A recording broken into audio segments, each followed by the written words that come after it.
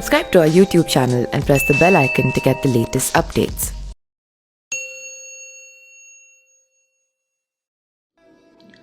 हिंदू धर्म में भगवान शिव को सभी देवी देवताओं में सबसे बड़ा माना जाता है। ऐसा भी कहा जाता है कि भगवान शिव ही दुनिया को चलाते हैं। वह जितने भोले हैं उतने ही गुस्से वाले भी हैं।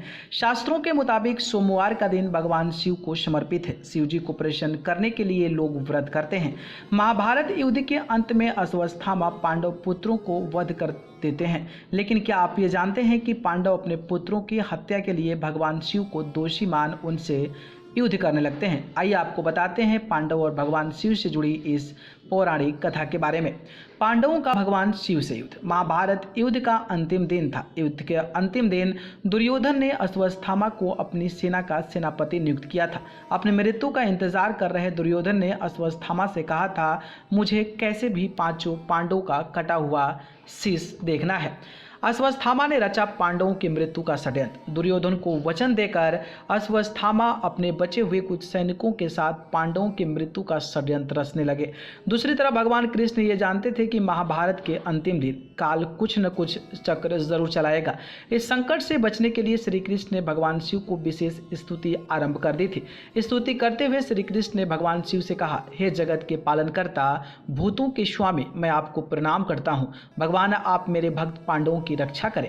श्री कृष्ण की स्तुति सुनकर भगवान शिव नंदी पर सवार होकर हाथ में त्रिशूल लेकर पांडवों की ओर रक्षा के लिए आ गए। सभी पांडव उस समय शिविर के नजदीक ही स्थित नदी में स्नान कर रहे थे। मध्यरात्रि में अश्वत्थामा, कृतवर्मा और कृपाचार्य तीनों पांडव शिविर के पास आए, लेकिन जब तीनों ने शिविर के बाहर भगवान शिव को पहरा देते हुए देखा तो वो डर गए।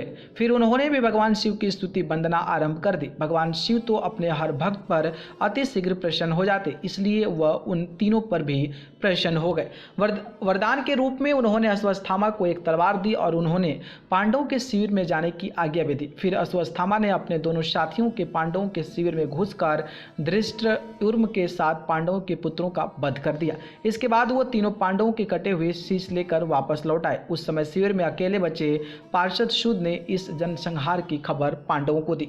पांडवों के पुत्रों की हुई हत्या। जब यह खबर पांडवों ने सुनी तो वह लोग शोक में डूब गए और ये सोचने लगे कि स्वयं महादेव के रहते हुए किसने शिविर में घुसकर हमारे पुत्रों की हत्या होगी। ये सब शिव जी का ही किया धरा है। क्रोध में मर्यादा भूलकर वह भगवान शिव को ही ललकारने लगे। इसके बाद पांडवों और भगवान शिव के बीच भयंकर युद्ध शुरू हो गया।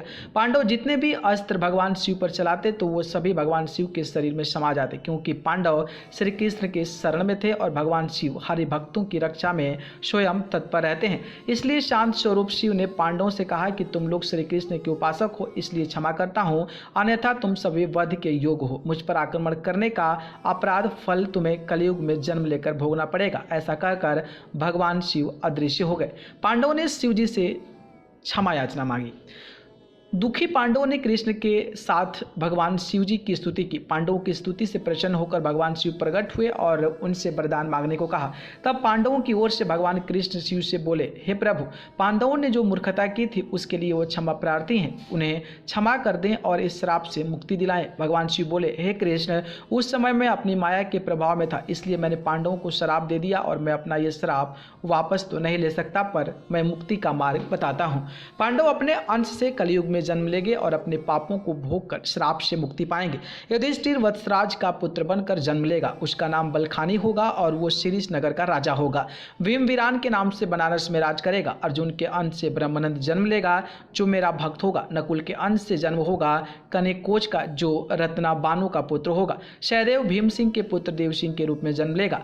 दिए हुए श्राप से मुक्ति का रास्ता जानने के बाद पांडवों ने भगवान शिव को हाथ जोड़कर प्रणाम किया और फिर भगवान शिव अंतर ध्यान हो गए। न्यूज़ रूम से अमेजिंग वर्ल्ड की रिपोर्ट।